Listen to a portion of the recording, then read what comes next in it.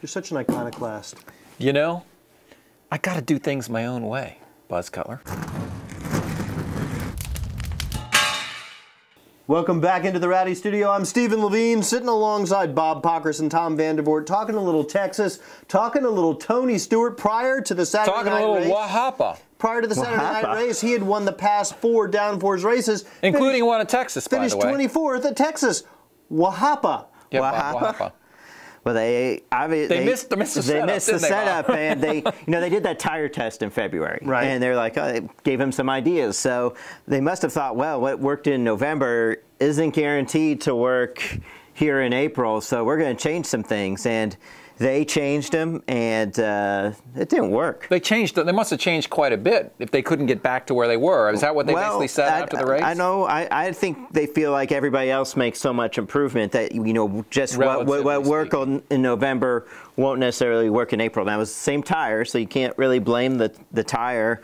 But obviously, maybe a little bit different weather conditions, a lot of wind, and so sometimes things just you just miss on it, and they missed. And Tony, I mean, they were bad off the truck. They were like 23rd in the first practice, and they finished the day in a backup car 24th. So they never really got any better. They did use a backup car after Tony Stewart scraped the wall on Friday morning, but here's Steve Addington telling us that that's really not a legitimate excuse. We win as a team, we lose as a team. We make mistakes, and he's going to make mistakes, and we accept that. But I don't feel like that was the reason off. We're a good enough race team that we should be able to drag a car off the trailer and get it closer than what we had tonight. I think the question now is, okay, if I'm a Tony Stewart fan, do I need to worry at all? I would say not yet, right? You got 2 wins. You're fine. I don't mean as far as making the chase, but as far as, okay, am I slipping behind some of these other teams? Now, we saw 4 Hendrick cars in the top 10. The Michael Waltrip cars looked very good.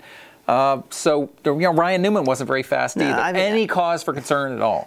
The only cause for concern, I would say, is that if you're in the chase, which you expect to be, and you're going to Texas, now you're thinking, are you going to be as good as you were a year ago in Texas, or are you going to be as bad as you were in April? Do we need to go back to where we were, or do we need to advance somewhere else? The second Texas race is so far away, though, that nothing that you learn from this race is still going to be relevant by the time you get there. I mean, come on. Well, I think it'll be relevant. Yeah. What you may learn is what not to do. Right. You may learn, okay, we tried this change and it didn't work. So you kind of condense kind of your chances of making a mistake. Does that make sense? Yeah, you eliminate certain things. And this was really the first bad race that Steve Addington and Tony Stewart had together. I mean, they're still a relatively new duo. Yeah. And come on, one bad race, we'll give them that, won't we? Yeah, and I mean, because the only other bad finish was because of the fuel injection system, right? Or they can blame it on that. The circuit breaker that they couldn't find the switch for. Yeah. Yeah, I hate it when that happens. All right, for Tom Vandervoort and Bob Pockrass, I'm Stephen Levine. Thanks for watching.